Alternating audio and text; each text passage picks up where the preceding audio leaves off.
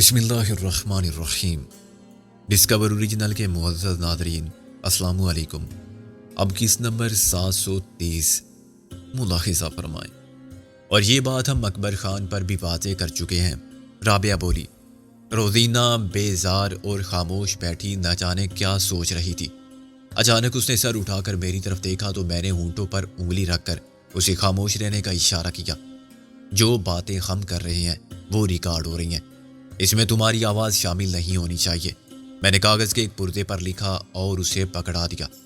اس نے مجھ سے پین لے کر لکھا، ایسے میں خاموش نہیں بیٹھ سکتی، مجھے خاموشی کی دوا چاہیے۔ میں سمجھ گیا کہ خاموشی کی دوا سے اس کی کیا مراد ہے۔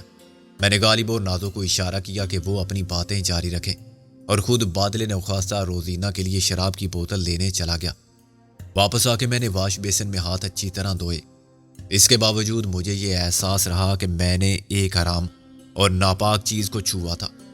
غالب اور نازو کو میں نے باتیں کرنے کے لیے کہا تھا، چنانچہ وہ لڑ رہے تھے۔ ان کی باتیں شروع بھی لڑائی سے ہوتی تھی اور ختم بھی لڑائی پر ہوتی تھی۔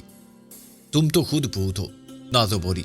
ہاں میں بھوت ہوں، اس لیے تو ایک بھوت نے اپنی فرزندی میں قبول کیا مجھے۔ غالب نے چلا کر کہا، مجھے آتا ہے بھوت اتارنا، اپنے ابا سے سیکھا ہوگا تم نے۔ میں نے کہا، کبھی خود بھی خاموش ہو جایا کرو، میں نہ منع کروں تو شاید تم سارا دن لڑتے رہو۔ رابعہ بولی، ایسے ہی ایک دوسرے کا دماغ کھاتے رہتے ہیں۔ غالب نے کہا، دماغ یہ کھاتی ہے میرا، اس سے کہو واہ۔ نازو چمک کر بولی، تم کچھ نہیں کھاتے؟ میں تو بوسا کھاتا ہوں، جو ملے گا وہی کھاؤں گا نا۔ میں نے کہا، خاموش ہو جاؤ، خدا کے لیے دونوں چپ ہو جاؤ، ایک دوسرے کی طرف دیکھو بھی مت۔ ٹھیک ہے، میں ادھر منہ کر لیتا ہوں۔ غالب نے پیٹ پھیر لی۔ سامنے ہے پاؤں کی جوتی جو زیادہ خوبصورت ہے۔ نازو نے جل بن کے دوسری طرف منہ کر لیا۔ مجھے بھی نظر آ رہا ہے باتھ روم کا لوٹا۔ بدصورت ہے تو کیا ہوا؟ رابعہ کو ہنسا دیکھ کر مجھے بھی ہنسی آ گئی۔ اب میں رابعہ کے روبرو تھا، لیکن نازو اور غالب ہمارے دائیں بائیں دیوار کی طرف منہ کیے بیٹھے تھے اور نادان ضدی بچوں کی طرح روٹھے ہوئے تھے۔ میں نے کہا، مرزا جی، تم نے اخبار کا کوئی نام سوچا ہے؟ سوچا ہے، مغلوب لوٹا۔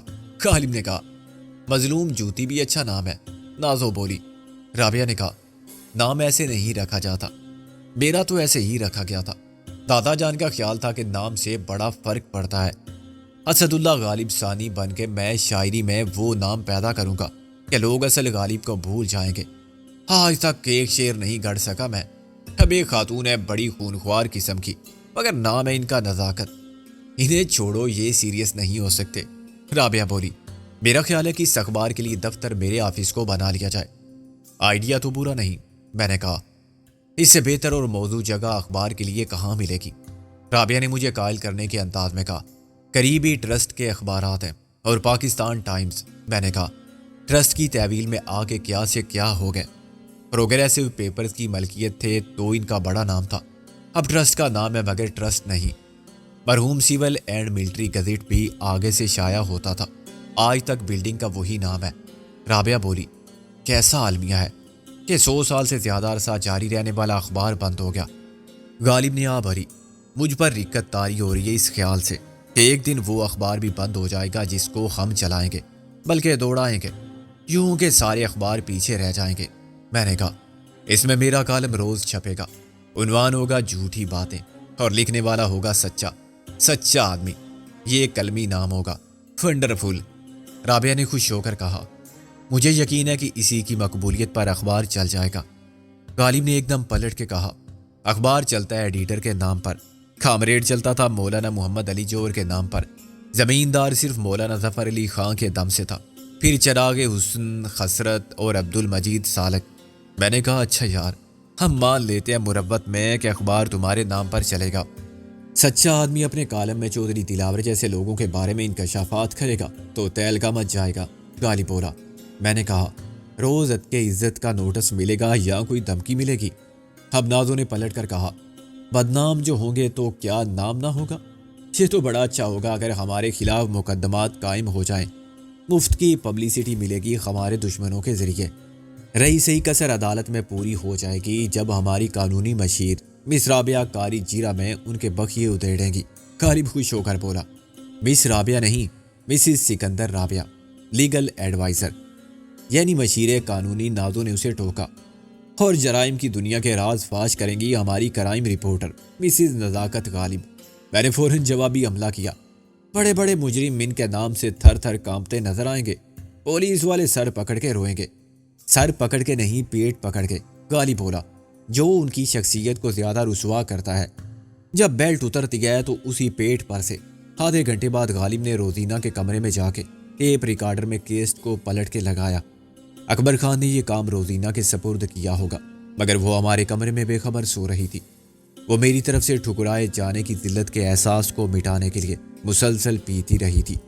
اس کی طرف رابعہ کی پیٹھ تھی، لیکن میں دیکھ رہا تھا کہ اس کی انگلیوں میں رابعہ کے لیے نفرت کا کتنا زہر ہے۔ شاید وہ سمجھتی تھی کہ اس کی قوت تسخیر اور غرور حسن کو محض اس عورت کی وجہ سے شکست ہوئی، جو اس کے نزدیک ایک معمولی عورت تھی۔ اس میں مجھ سے نظر ملانے کی ہمت نہ تھی۔ وہ اپنے ہونٹ کاٹتی رہی اور ایک مرحلے پر مجھے یوں لگا جیسے جذبات کا وہ آتش فشاں جو اس کے وجود میں ابل رہا ہے اس کی عقل اور ضبط کے حوصلے کو جلا کے خاک کر دے گا۔ میں ہر قسم کے طوفانی رد عمل کے لیے ذہنی طور پر تیار تھا، مگر روزینہ کے اندر کی مغرور اور خود پسند عورت نے مزید ذلت اٹھانا منظور نہ کیا۔ اس کی آنکھوں سے جو آنسو ٹپکے ان پر اس کا اختیار نہ تھا۔ کسی نے ان خاموش آنسوؤں کو دیکھا بھی تو سمجھا نہیں، اور وہ اپنے آپ سے لڑتے لڑتے تھک گئی تو جہاں بیٹھی تھی وہیں گر کے روتے روتے سو گئی۔ سرحان میر کے آہستہ بولو۔ 1 گھنٹے بعد میں نے باہر جھانک کے دیکھا تو کوٹھی میں اندر اور باہر خاموشی تھی۔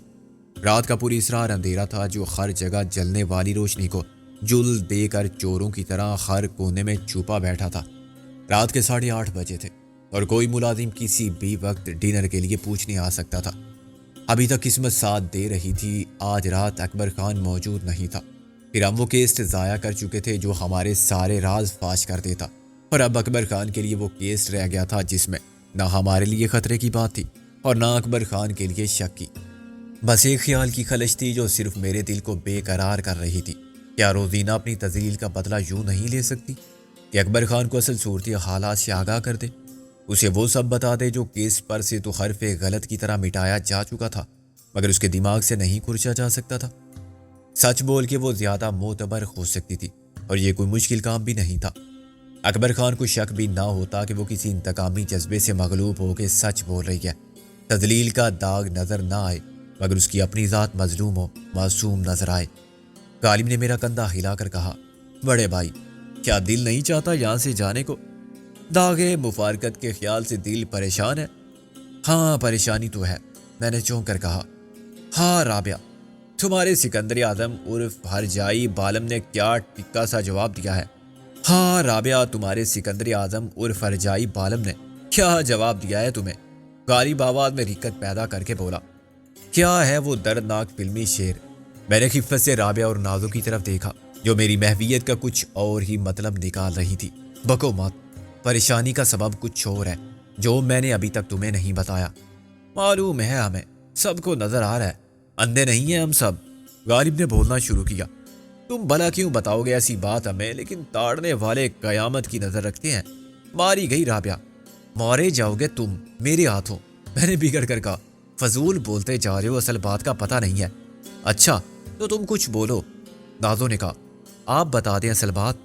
کیا بتاؤں؟ میں نے سر کھجا کے کہا۔ شرم آتی ہے، مجھے اس بے شرم سے امید نہ تھی ایسی بات کی، میرا کوئی قصور بھی نہیں تھا۔ رابعہ کا رنگ اڑ گیا۔ سکندر؟ غالب اور نازو بھی ایک دم سیریس ہو گئے۔ انہیں میرے موڈ سے اندازہ ہونے لگا تھا کہ اب بات مذاق کی نہیں رہی۔ تم لوگ غلط سمجھ رہے ہو، میں نے برہمی سے کہا۔ اگر ایسا سوچ بھی رہے ہو تم تو پھر میرے لیے واقعی شرم کی بات ہے اور یہ بڑے دکھ کی بات ہے۔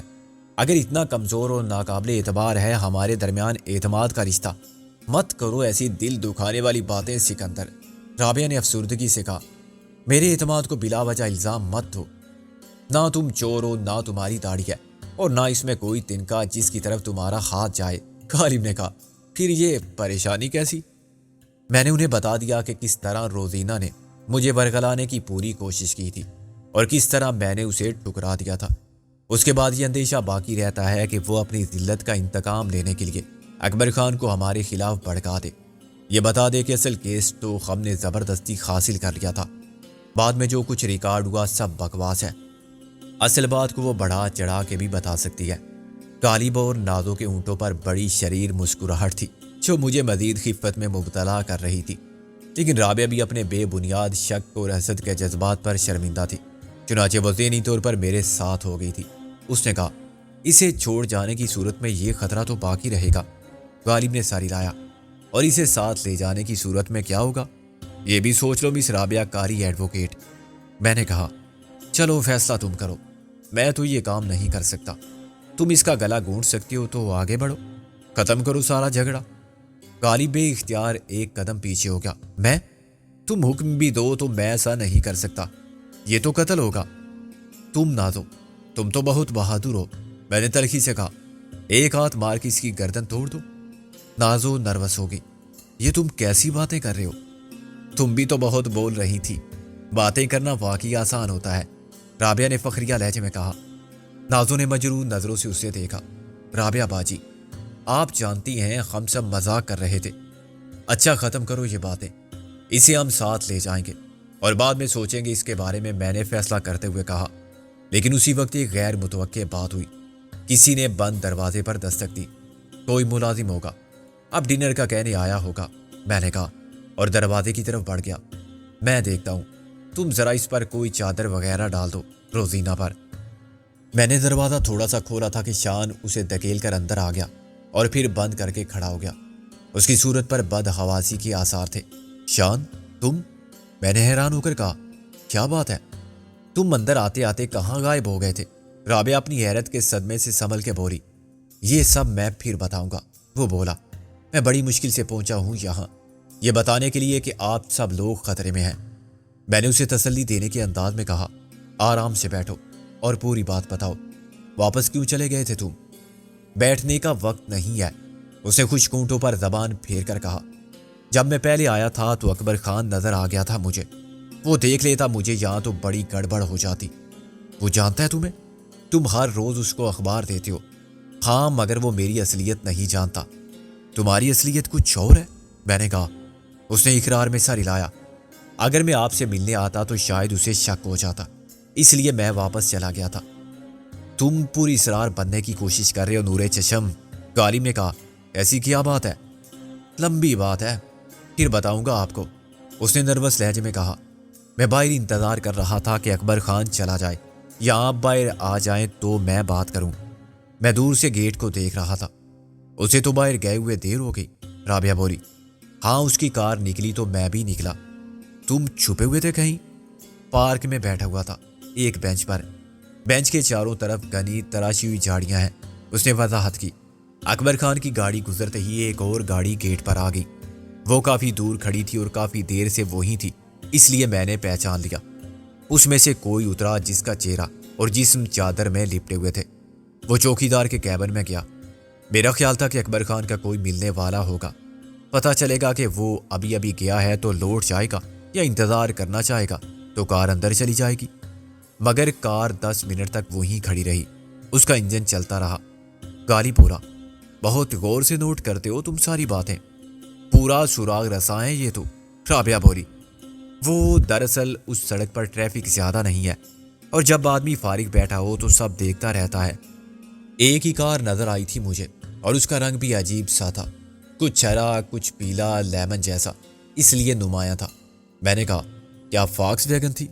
جی نہیں جی، بڑی گاڑی تھی، سامنے سے یوں لگتا تھا جیسے اس کے لمبے لمبے دانت ہو۔ میں سمجھ گیا، وہ بہت مہنگی گاڑی ہے اور اتنی عام بھی نہیں ہے۔ میں نے کہا، اس کا سامنے والا حصہ بہت ٹوٹا پھوٹا تھا، دونوں لائٹس بھی نہیں تھی، پیچھے سے ٹھیک تھی۔ شان نے کہا، اور میرا خیال ہے کہ اس گاڑی کو میں نے وہاں دیکھا تھا، کیکر شاہ کے مزار پر۔ میرے کان کھڑے ہو گئے۔ کیکر شاہ کے مزار پر؟ تمہیں یقین ہے؟ بالکل جناب، وہاں جب دھماکے ہو رہے تھے تو اسی وقت یہ گاڑی نہ جانے کہاں سے نکلی تھی اور کچے راستوں پر کھیتوں کے بیچ میں چلتی ہوئی غائب ہو گئی تھی۔ وہ کیکر کی اولاد اس میں فرار ہو گیا تھا، کسی خفیہ راستے سے نکل گیا تھا۔ میں نے کہا۔ غالب بولا، اب یہاں کیا لینے آیا تھا وہ؟ تم شان کو بھی تو کچھ بتانے دو، بیچ میں اپنی جیرا شروع کر دیتے ہو، نازو نے کہا۔ شان نے پھر بات شروع کی۔ وقت ضرور نوٹ کیا تھا میں نے، اس لیے کہ کار نہ آگے گئی تھی نہ پیچھے، اور اس کے پیچھے سائلنسر سے ہلکا سا دھواں خارج ہو رہا تھا۔ اس سے اندازہ کیا میں نے کہ انجن چل رہا ہے۔ 10 منٹ بعد جو شخص منہ سر چادر میں لپیٹ کر اندر گیا تھا اسے وردی والے چوکیدار نے کندھے پر اٹھا کے گاڑی میں ڈال دیا۔ کیا مطلب؟ مار کے ڈال دیا؟ یہ تو مجھے نہیں معلوم کہ وہ زندہ تھا یا صرف بے ہوش تھا، لیکن وہ اس چادر میں لپٹا ہوا تھا جو پہلے اس نے اوڑھ رکھی تھی، شان نے کہا۔ چوکیدار نے اسے ڈکی میں ڈالا۔ ڈکی ایک اور شخص نے کھولی تھی، پھر گاڑی واپس چلی گئی جدھر سے آئی تھی۔ وہ آدمی زندہ ہوتا تو اسے ڈکی میں کیوں ڈالا جاتا؟ تمہارا کیا خیال ہے؟ اسے چوکیدار نے قتل کر دیا ہوگا؟ میں وہیں رک کے بہت دیر تک سوچتا رہا کہ یہ معاملہ کیا تھا۔ چوکیدار نے اسے کیوں قتل کیا؟ اور اتنی آسانی سے کون قتل ہوتا ہے؟ میرا مطلب ہے لڑائی ہوتی ہے، مقابلہ ہوتا ہے، گولی کا مقابلہ کوئی نہیں کر سکتا، مگر میں نے گولی چلنے کی آواز نہیں سنی۔ میں نے کہا ایک چیز ہوتی ہے سائلنسر، اگر وہ ریوالور کی نال پر لگا دیا جائے تو فائر کی آواز دب جاتی ہے۔ اچھا جی، خیر کچھ ہوا ضرور تھا۔ اگر خنجر سے قتل ہوتا تو اس چادر پر خون بھی نظر آتا۔ چھوٹا سا کیبن ہے، اس میں چوکیدار کسی کو گلا گھونٹ کر کیسے مار سکتا تھا؟ چوکیدار خود کون سا ٹارزن ہے؟ پھر آخر کوئی وہاں مرنے کے لیے کیوں آیا تھا؟ اور جو اسے لایا تھا وہ خود کون تھا؟ کیا وہ خود یہ کام نہیں کر سکتا تھا؟ یہ تو ایسے ہی ہوا جیسے کوئی مرغی ذبح کرانے کے لیے کسائی کے پاس لے جائے، مگر اس میں ایک اور عجیب بات تھی کہ کسی نے اکبر خان کے جانے کا انتظار کیا۔ اس میں کیا عجیب بات ہے؟ میں نے بات سمجھ لینے کے باوجود اسے غور سے دیکھا۔ دیکھے نا جی، کیا چوکیدار نے کہا تھا کہ اچھا اپنے شکار کو شام کے وقت لے آنا، اتنے بجے سیٹھ باہر جائے گا، اس وقت میں تمہارا کام کر دوں گا، یعنی اس بندے کا کام تمام کر دوں گا؟ چوکیدار کو میں جانتا ہوں، وہ بہادر ہے، وفادار ہے، مگر پیشہ ور قاتل نہیں ہے، نیک دل شخص ہے۔ 2 سال سے میں صبح اسے ہی اخبارات کا بنڈل پکڑاتا رہا ہوں۔ ہمیشہ دعا دی ہے اس نے مجھے کہ بیٹا محنت کرتے رہو، اللہ ضرور کامیاب کرے گا تمہیں، ایک دن بڑے آدمی بنو گے، مگر اکبر خان جیسے نہیں۔ یہ کہتا تھا تم سے اکبر خان کا چوکیدار؟ ہاں، چوکیدار پرانا تھا، سب جانتا ہوگا، شان بولا۔ کافی دیر سوچنے کے بعد جب اندھیرا ہو گیا تو میں نے کہا بیٹا شان، یہ معاملہ کچھ اور ہے اور یہ تمہاری شان کے خلاف ہوگا اگر تم اپنی آنکھوں سے سب کچھ دیکھنے کے بعد آنکھیں بند کر کے سو گئے۔ بس جی، میں نے کہا اب جو ہوتا ہے ہو۔ میں گیٹ تک پہنچا اور سیدھا اندر جانے لگا۔ اسی وقت چوکیدار نے کرخت لہجے میں کہا، اوے چھوکرا، کدھر جاتا ہے اندر؟ تیرے باپ کا گھر ہے کیا؟ گالی بھی دی اس نے مجھے۔ میں بھونچکا رہ گیا۔ تمہارا مطلب ہے وہ چوکیدار نہیں تھا؟ نہیں جناب۔ اس کی آواز سنتے ہی میرا تو ہارٹ فیل ہونے لگا تھا، مگر میں نے ہمت سے کام لیتے ہوئے خود کو سنبھال لیا اور کہا، تم نئے چوکیدار ہو شاید؟ میں ملازم ہوں اس گھر کا اور رات کے وقت آتا ہوں اور صبح جاتا ہوں۔ اس نے کہا، اچھا پھر دفع ہو جاؤ، کھڑا کیوں ہے؟ بس میں دل ہی دل میں دعائیں پڑھتا آگے بڑھا اور میں نے خدا کا شکر ادا کیا کہ اس نے میری جان بچا لی۔ میری عاجزی اور مظلومیت دیکھ کر اسے شک نہیں ہوا، ورنہ جس نے چوکیدار کو قتل کر دیا تھا وہ مجھے بھی مار کے وہیں ڈال دیتا۔ گویا تم سمجھ گئے تھے؟ میں بالکل سمجھ گیا تھا جناب کہ چادر میں چوکیدار کی لاش تھی اور چوکیدار کی وردی میں اس کا قاتل کھڑا ہوا تھا۔ اس نے کیبن میں داخل ہوتے ہی چوکیدار کو گولی مار دی ہوگی۔ فائر کی آواز میں نے نہیں سنی، سائلنسر والا ریوالور استعمال کیا ہوگا اس نے۔ 10 منٹ میں نے اس چوکیدار کے کپڑے پہنے اور اتنی دیر گاڑی گیٹ کے سامنے کھڑی رہی، پھر اس میں چوکیدار کی لاش ڈال دی گئی اور گاڑی چلی گئی۔ اور تم نے اندر آ کے کیا کیا؟ میں اندر آ کے پورچ میں چھپ گیا، ایک ایسی جگہ جہاں سے میں کسی کو نظر نہ آؤں مگر مین گیٹ پر نظر رکھ سکوں۔ مجھے یقین تھا کہ ابھی اور بہت کچھ ہوگا۔ چوکیدار کی جگہ اپنا آدمی کھڑا کرنے والے ضرور لوٹ کر آئیں گے۔ آج رات کیکر شاہ کے مرید انتقامی کارروائی کریں گے اور اکبر خان کے ساتھ آپ لوگوں کو بھی سزا دیں گے۔ بہتر ہوتا اگر تم فوراً ہمیں بتا دیتے یا گھر کے ملازموں کو خبردار کر دیتے، غالب نے کہا۔ کیسے بتا دیتا جناب؟ میرے لیے تو اندر داخل ہونا بھی مسئلہ بن گیا تھا۔ وہ لوگ چاروں طرف موجود ہیں، شان نے کہا، کوٹھی کے اندر بھی۔ وہ ٹیلی فون کے تار کاٹ رہے تھے اور آپس میں باتیں کر رہے تھے کہ بجلی کا خیال رکھنا، شاید وہ مین سوئچ بند کر دیں گے۔ رابعہ اور نازو پریشان ضرور نظر آتی تھی مگر خوف زدہ نہیں تھی۔ میں صورتحال کی سنگینی کو سمجھ رہا تھا اور شاید غالب کو بھی محصور ہو جانے کا یقین آ گیا تھا۔ کیا باہر بھی کیکر موجود ہیں؟ غالب نے پوچھا۔ پتہ نہیں، ضرور ہوں گے، شان نے کہا۔ کچھ کریں جناب۔ کر رہے ہیں یار، فکر کر رہے ہیں اور غور بھی کر رہے ہیں، غالب نے کہا۔ صورتحال ایک بار پھر ویسی ہی نظر آ رہی تھی جیسی پہلی بار تھی جب خلیفہ کیکر کے غلاموں نے اپنے آقا کی خواہش پر رابعہ اور نازو کو اغوا کر کے لے جانے کی ناکام کوشش کی تھی۔ شاید آج وہ زیادہ منظم طریقے پر منصوبہ بندی کر کے آئے تھے اور زیادہ قوت کے ساتھ۔ انہیں بخوبی اندازہ ہو گیا تھا کہ مقابلے پر کمزور حریف نہیں ہے۔ حیرت اور غصہ مجھے اس بات پر تھا کہ اکبر خان جیسے شخص نے کیکر شاہ کی خانقاہ کو نیست و نابود کرنے کے بعد جوابی کارروائی کے خلاف اپنے دفاعی انتظامات پر قطعی توجہ نہیں دی تھی۔ اس کے دروازے پر وہی ایک پرانا چوکیدار تھا جو اب مارا جا چکا تھا۔ وہ اگر چاہتا تو ایک نہیں 10 مسلح افراد کو ہر طرف مشین گنوں کے ساتھ بٹھا دیتا، لیکن ایک بار پھر وہ ہمیں گھر میں چھوڑ کے خاموشی سے نکل گیا تھا۔ اکبر خان سے ہم بعد میں بھی نمٹ سکتے تھے، فوری مسئلہ یہاں سے نکلنے کا تھا جو شان کے بیان کی روشنی میں ناممکن کام لگتا تھا، مگر اندر بے دست و پاؤ کے بیٹھے رہنے اور مقابلہ کیے بغیر کیکروں کے انتقام کا نشانہ بننا بھی کوئی عقل مندی نہ تھی۔ کیکر یقیناً بہت مشتعل ہوں گے۔ پہلی شکست کی ذلت کو وہ پی گئے تھے کیونکہ اس میں خلیفہ کیکر شاہ کی حوث پرستی کو دخل تھا، مگر خانقاہ کی تباہی ان سب کے لیے جذباتی ثانیہ تھا جو کیکر شاہ کی عقیدت مند تھے اور اسے اپنا دنیاوی و دینوی روحانی پیر و مرشد تسلیم کرتے تھے۔ درگاہ کے مجاور ان سادہ لو مریدوں کے جذبات سے کھیلتے ہوئے انہیں یقین کی اس منزل تک لا سکتے تھے جہاں وہ ہمارے قتل کو فرض عین جانے اور تختہ دار کو براہ راست جنت میں داخل ہونے کا ذریعہ سمجھتے ہوئے پھانسی چڑھ جائیں۔ ہمارے پاس اپنے دفاع میں استعمال کرنے کے لیے کچھ بھی نہ تھا۔ اس گھر میں ہر قسم کے اسلحے کی موجودگی بعید امکان نہ تھی، مگر اس تک رسائی مشکل ہی نہیں ناممکن تھی جب تک کہ کوئی میر میں راز اس کی نشاندہی نہ کر دے۔ یہ خیالات ہی میری نظر روزینہ پر گئی۔ میں نے غالب کی طرف دیکھا، شاید اسے معلوم ہو کہ گھر میں اسلحہ ہے تو کہاں ہے۔ غالب نے کہا، اسے جگا کے پوچھ لیتے ہیں۔ یہ کام رابعہ کے سپرد کیا گیا۔ نشے کا کچھ اثر باقی تھا مگر روزینہ بے ہوش نہیں تھی۔ تھوڑا سا جھنجھوڑنے اور ہلانے سے وہ جاگ گئی۔ رابعہ نے اس پر پانی کے چھینٹے مارے۔ روزینہ اٹھو، آنکھیں کھول کے دیکھو۔ کیا دیکھوں؟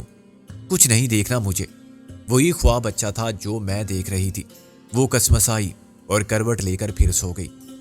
رابعہ نے پھر اس پر پانی ڈالا۔ روزینہ دیکھو، باہر ڈاکو آئے ہیں، انہوں نے چوکیدار کو بھی قتل کر دیا ہے۔ اٹھو ورنہ وہ اندر آ کے ہمیں بھی مار ڈالیں گے۔ چلو اٹھ کے بیٹھو۔ اچھا ہے، مار دیں سب کو، مجھے بھی۔ اس نے بیٹھنے کے بعد بھی جھومتے ہوئے کہا، ان سے کہو پہلے اکبر خان کو میرے سامنے گولی مار دیں، پھر تم کو۔ تم بھی بہت ظالم ہو اکبر خان کی طرح۔ اس نے مجھے باندھ رکھا ہے سونے کی زنجیر سے، اور تم نے سکندر کو باندھ رکھا ہے زلفوں کی زنجیر سے۔ تمہارے بال سنہرے ہیں، یہ بھی سونے کی زنجیر ہے۔ اب نازو نے خاصی طاقت سے روزینہ کے گالوں پر تمانچے مارے۔ اٹھتی ہو یا میں تم کو اٹھا کے نیچے پھینک دوں؟ پھینک دو، لیکن مارتی کیوں ہو؟ وہ نشے میں ڈوبی ہوئی آواز میں بولتی رہی۔ میں نے کہا، روزینہ خدا کے لیے عقل سے کام لو۔ عقل؟ اس نے ہاتھ ہلایا۔ کہاں ملتی ہے؟ مجھے لا دو تھوڑی سی، شراب میں ملا کے پی لوں گی۔ ہم خطرے میں ہیں روزینہ، ہمیں اسلحہ چاہیے ان ڈاکوؤں سے مقابلے کے لیے۔ میں نے کہا، کیا تمہیں معلوم ہے اکبر خان اسلحہ کہاں رکھتا ہے؟ وہ ہنسی، پھلو کا پٹھا۔ سمجھتا ہے مجھے کچھ معلوم نہیں، سب جانتی ہوں میں۔ نیچے تہ خانے میں سٹور ہے، اس میں سب کچھ ہے، جا کے دیکھ لو۔ دھوکہ دینے کے لیے اس نے اوپر کاٹ کباڑ ڈال دیا ہے، مگر وہ سب ہٹا کے دیکھو، سب ہے وہاں۔ ٹینک توپیں نہیں ہے مگر مال بہت ہے۔ ٹینک اور توپیں تم بازار سے خرید لینا، بازار میں تو سب کچھ ملتا ہے، روزینہ بھی ملتی ہے، رابعہ بھی، بس ایک سکندر نہیں ملتا، Alexander the great. I love you, آؤ میرے ساتھ۔ رابعہ نے اسے چھوڑ دیا۔ وہ کچھ دیر ہاتھ پھیلائے مجھے دیکھتی رہی اور پھر آہستہ آہستہ پیچھے گر گئی۔ اس کی باتوں کا رابعہ نے برا نہیں مانا تھا، مگر ناپسندیدگی کے وہ جذبات اس کی صورت سے عیاں تھے جو کسی بھی محبت کرنے والی عورت کی دلی کیفیت کے ترجمان ہوتے ہیں۔ جب کوئی اس سے زیادہ حسین عورت اس کے محبوب کو اس سے چھیننے کی خواہش کا اظہار کرتی ہے اور اس کی محبت کو بدنام کرنے کی کوشش کرتی ہے، وہ ایک فحاشہ تھی، اور شراب نے اس کی آواز معطل کر رکھے تھے۔ مگر نشے میں جو کچھ وہ کہہ رہی تھی غلط نہیں تھا۔ نشے میں عقل کی سنسرشپ باقی نہیں رہتی اور آدمی نتائج و عواقب کی پرواہ کیے بغیر وہ سب کچھ بک دیتا ہے جو اس کے دل میں ہو۔ ہوش میں مصلحت کے تقاضے اور اندیشہ سوز و ضیاں کا احساس زبان پکڑ لیتا ہے۔ یہ تو بہت آسان ہو گیا، غالب نے غیر سنجیدہ لہجے میں کہا۔ اس محل میں ایک تہہ خانہ ہے، تہہ خانے میں ایک اسٹور ہے، اسٹور میں کباڑ اور اس کے نیچے گوہر مقصود، جاؤ اور یوں نکال دو چٹکی بجاتے میں، مگر پھر لگا دو کشتوں کے پھشتے۔